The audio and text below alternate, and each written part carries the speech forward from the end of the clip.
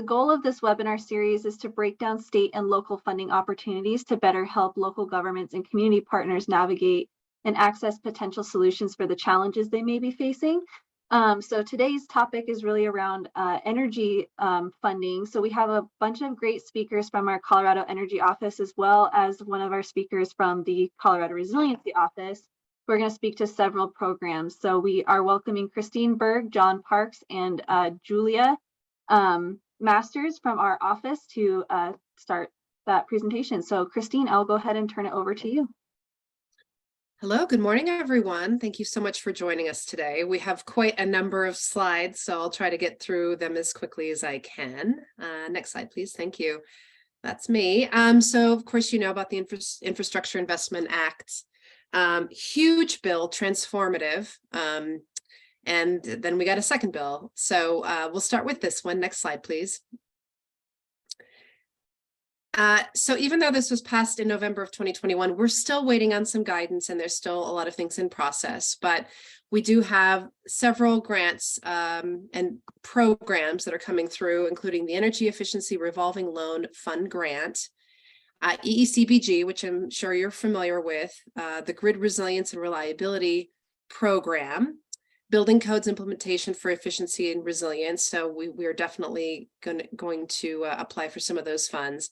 And then grants for energy efficiency and renewable energy improvements at public school facilities. So you can see there's some timelines on there, many of which are happening right now, spring of 2023. Next slide, please.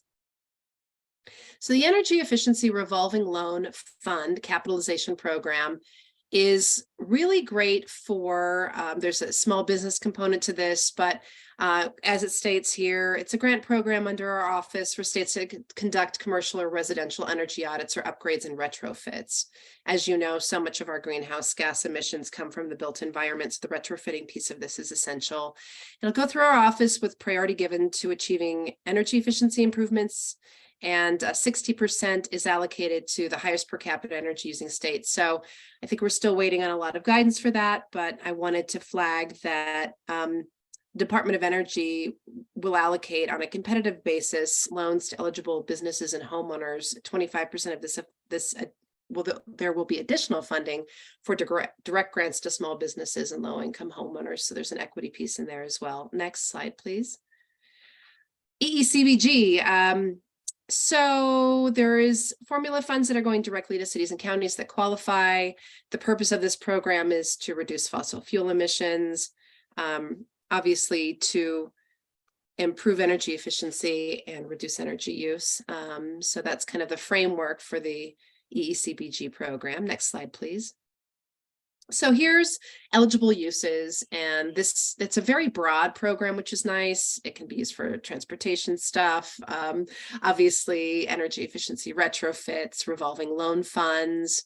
So kind of runs through a lot of those different eligible uses. Next slide, please.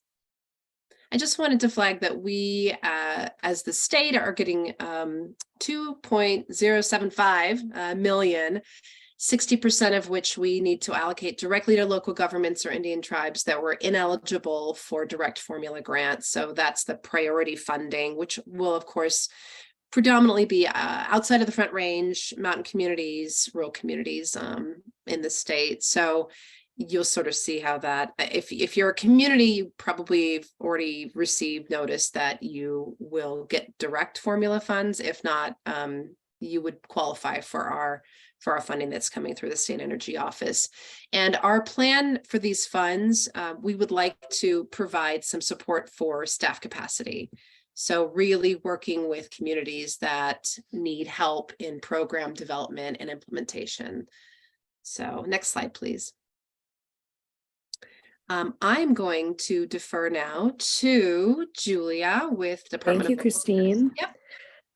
Hey all, Julia Masters with DOLA. I am going to just touch briefly about this high level formula funding and then go a little bit deeper into the microgrids program that I'm administering. So the state of Colorado has been allocated formula funding. As you can see here, we have a 2-year budget that we have proposed, which includes a partial set aside for microgrids. These federal dollars will be available for both rural and non-rural utilities, which is unlike the just state dollar rural utility program that I will talk about on the next slide. We also have funding set aside for rural and small community flexible uses, so grid hardening projects that will make the system more resilient to extreme weather or natural disasters.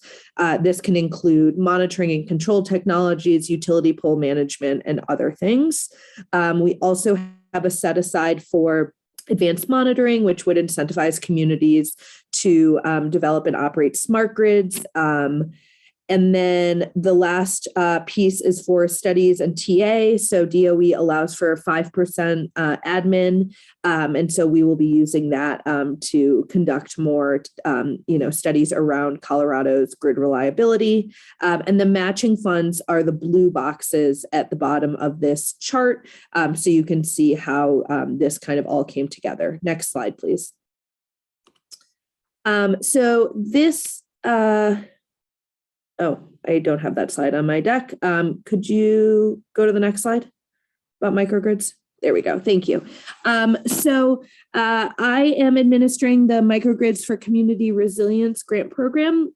House dollars have been set aside to establish this program. It's from the general fund. And as you saw on the previous slide, it's being leveraged as match for federal funding. Only rural, cooperative, and municipally owned utilities are eligible to apply for this program.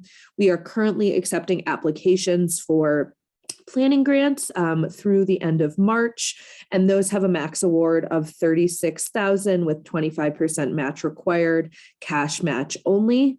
And then our construction and implementation grants will be opening later in 2023, and that will be open to all utilities. So that's an opportunity for folks who are not just a part of a rural, cooperative, or municipally owned utility to access this program. And you can see we have the website listed here and some updates you can sign up for if you'd like to learn more. We held a webinar yesterday with some really great technical assistance offerings free of charge from DOE contractors. So if you're curious about what could be out there to support your community exploring more grid reliability opportunities, please go check out that webinar. There's some really great information there. And I will turn it back over to Christine. Thanks. Great. And so one of my colleagues, John Parks, is with us today as well. He's a policy analyst for electricity market and transmission with the Energy Office. So he's going to give you some information on this program. Thank you, Christine. Yeah, we're very excited about the Grid Resiliency and Innovation Partnership Program, which is also part of the infrastructure bill. The funding opportunity announcement came out in mid-November, and we've been working really hard to submit some quality concept papers, and we're moving on to the application portion of the process. We have submitted 2 concept papers. One is for the Smart Grid Grant Program, and this is a coalition of 19 different utilities that represent 70% of Colorado's land area and 64% of our population. And it's really focused on allowing the utilities to acquire the technology they need to mitigate wildfires. And that's all kinds of smart grid systems, as well as ways to redirect and shut off power to minimize blackouts and anticipate wildfires as well. So with HD wildfire or HD cameras and weather stations. So it's a one-to-one match of the potentially $50 million. So it could be up to $100 million investment or more. The second program that we're also working on is the Grid Innovation Grant, and this is focused on transmission and microgrid in the San Luis Valley. The image you have here on the left is the partnership utilities for the smart grid grant application. And on the right, this is a map of the current transmission in southern central Colorado, with Colorado Springs and the Front Range on the right side, and then San Luis Valley on the left side. You can see that there's only one spot where the transmission goes into the San Luis Valley, and it's a great solar resource. It's also could really benefit from increased construction of solar farms in that area. So we're working with a number of different utilities, local groups, and state agencies to hopefully get up to a $250 million grant to make that happen. I'll pass it back to you, Christine. Thanks, John. That was great. So the Inflation Reduction Act. This is a big one. So we're going to go through all the facets of this here. Huge bill expected to reduce U.S. emissions by 40% by 2030. The beauty of the IRA is that it's not capped. So as much as we can take advantage of all these funds, we can really, again, be transformative with the work that we do. A lot of guidance still needs to be issued. There'll be tax credits and grants to help families install heat pumps, solar. I'll get into a bit of that. We will be administering some of those rebates, and some will be administered at the federal level. So it says partnerships with local governments will be needed on technical assistance to make the most of this funding. That is absolutely true. And then we will have some funding to help local governments adopt the latest building codes, which goes really well with our legislation to move towards the 2021 International Energy Conservation Codes in the next few years. Next slide, please. So here are some of the programs. The High Energy Efficiency Home Rebate Program. We're still waiting on guidance for that, and also the Home Energy Performance-Based Home Rebates. So you'll see here, many of these are for lower income families and middle income. And then also the Home Energy Efficiency Contractor Training Grants, which is absolutely critical. We need more contractors that are leveled up in how to install heat pumps and heat pump water heaters and all the electrification that we're going to see coming.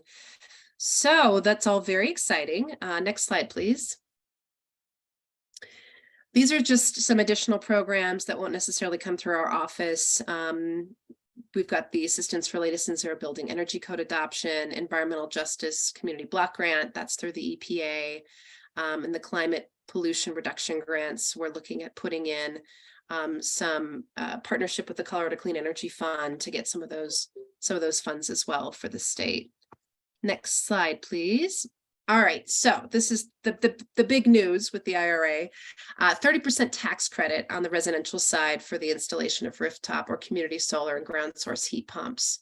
And you'll see here up to 50% for projects that pay prevailing wages. 30% direct pay. This is the one I highlighted because this is the first time ever there's an option for tax exempt organizations to actually get a rebate or a form of a rebate for solar, geothermal, and battery storage. So if you have a local government project where you're putting on solar, you would qualify for a 30% direct pay from the IRS. Up to $25 to $100 per dwelling unit that meets Energy Star multifamily new construction requirements, and up to $5,000 per dwelling unit that meets Zero Energy Ready Home requirements. So if you're looking at affordable housing in your community, this is certainly we can give you some more information on that. Affordable housing energy grants, as you can see, to support energy, water efficiency improvements, renewable energy, electrification, all the good stuff for affordable housing specifically. Next slide, please. All right, here's some state funding coming through the State Energy Office that was part of the state legislative agenda last year that passed. We've got the Geothermal Energy Grant Program. This is for single structures, community district heating, which is very cool, and geothermal electricity generation grants. So the important thing to know about this is that this is for residential folks as well as for local governments to tap into for projects. What I really want to highlight is that this is also funding for scoping studies, so planning grants to determine the greenhouse gas potential reduction, and that can be up to 100,000. So that's really helpful. So yeah, this program is in the process of getting set up. We're hopeful that some components of this will be set up early summer. But this is probably one of the first sort of statewide geothermal grant programs in the country. So we're pretty excited about it. Next slide, please. Clean air program. This is more specific to the industrial and manufacturing sector. Technical assessments to identify greenhouse gas reduction opportunities, voluntary air pollution reduction project costs coverage. So really looking at some of the larger polluters and figuring out how to ameliorate some of those sort of greenhouse gas pollution reduction. And I think the technical assistance on this is really valuable. And it says where at industrial sites throughout Colorado with grant funding projects prioritized in DI communities and non-attainment areas, which is essentially the entire Front Range. So anyways, that's just something to make note of. Next slide, please. We have cannabis resource optimization program. This is, as we know, the marijuana industry is one of the most energy intensive kind of industries in the state. So that's where this program came out of. And it is, I believe, let's see here, facilities must be located outside Black Hills, Platte River, or Excel. So that's just important to know. And technical audits and opportunity to finance energy efficiency or renewable energy projects. So that's just something I wanted to put in there in case you have that industry in your community. Next slide, please. High efficiency electric heating and appliances, HEHA. This is grant funding through the state for essentially, installation of electric heating appliances, electric vehicles, electric ready infrastructure. So, and also important to note, at least 30% of the awarded funds need to support low-income DI communities or just transition communities. And so again, this is another opportunity to really kind of level up and reduce operating costs through upgrades, heat pumps, electrification. Next slide, please. Public building electrification grant. I'm very excited about this one. This is retrofitting, I think also for new construction, but it's a way to really get your public buildings electrified. So this could include high efficiency electric equipment for heating. I think that should say cooling, but it could be cooking as well. And electrical installations and upgrades needed to install high efficiency equipment. So, and it says here other innovative building heating technologies that could be geothermal. It's really retrofitting buildings to ensure that you can get, again, lower energy costs and move forward getting off natural gas. Next slide, please. Okay, state tax credits, I just briefly wanted to mention. The state is in the process of developing this. It's a 10% assignable tax credit on heat pumps, heat pump water heaters, and all associated equipment for residents. So that's a residential tax credit. Next slide, please. Okay, so this is just new programs that we have through the Energy Office. This is the Electric Vehicle Readiness Planning Grant, and this is brand new, and the RFA will be released February 27th. That's a live link. So this is funding for local and county governments to develop EV readiness plans. So you can really figure out what kind of funding you need and tap into that as well. So that, and it also says here, prepare for and encourage community adoption of electric vehicles. Next slide, please. So on that, we've got grant programs, Charge Ahead Colorado for construction installation of EV charging. And I wanted to note that we have recharge coaches, which help they're embedded in your communities, and they're really education-based to understand, for your residents to understand financial, environmental, sort of the reasons why electric vehicles make sense. So they're throughout the state, so you can tap into them as a resource. And then I have a link here for our electric bike grant program. We a couple of years ago did a kind of a pilot program in the Denver metro area, and it was so incredibly popular. It's essentially giving e-bikes to folks that needed it for transportation around the metro area for work. And so we've expanded that statewide, and we'll be launching a much larger program for e-bikes for DI communities, which is pretty exciting. Next slide.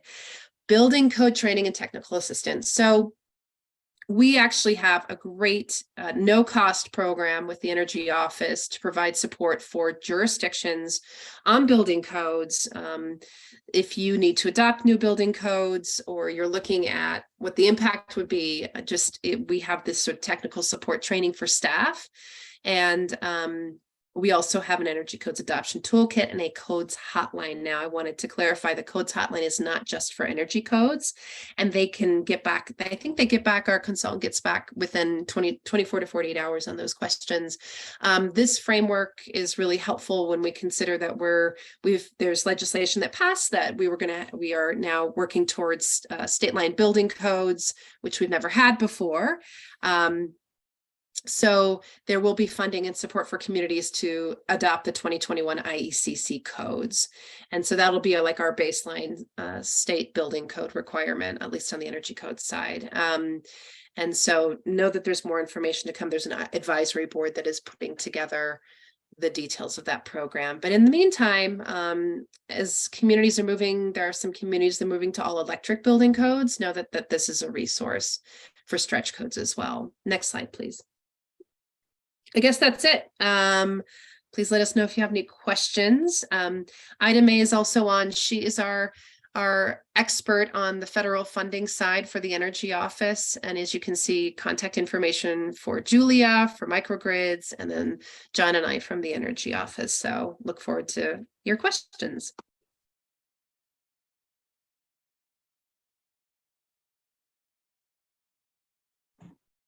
Okay, well, I'll go ahead and jump in for the Q&A, and want to also thank our panelists, packed full of great information that we will get out to all that have signed up for these calls. So the first question is for Christine, and this is going back to a slide on the IRA tax credits. And in regards to the tax exempt organization, 30% direct pay. So the question is, does the direct pay for municipalities go directly to the municipality, or does it go through the developer? You know, we're still waiting on guidance from the Department of Energy on that. I would imagine it goes directly to the local government, and same with an NGO or nonprofit organization, any tax exempt. So I would imagine you would have to pay for in advance, you know, like any rebate, you would pay the full cost of, say, the solar project, and then you would apply for that direct payment back. Okay. Another question, any idea when the affordable housing energy efficiency funding might become available? Christine, do you have a sense? I don't, that's not coming through the Energy Office. So I just have it on there as more informative. I don't know if anyone from Department of Housing would have an answer to that. We can check on that. I don't think we have anyone on today, so we'll get back on that question. Got it. Thank you. All right, I'm monitoring the chat and Q&A, and I don't see any other questions. So, last call here to type in your questions. And I have to say, Christine, my favorite acronym of all of those is the HEHA acronym. So, yes. Way to go. So many acronyms, but at least that one is fun. Yeah, it's crazy how, I just want to make a note of how much was legislated last year really dovetails in with the federal funding. They really kind of partner up to make robust incentives for a lot of this to move forward, and that's one of them. So yeah, it's exciting. Again, we're still in development on some of those programs, but know that we'll get that information out to local governments as soon as it's available.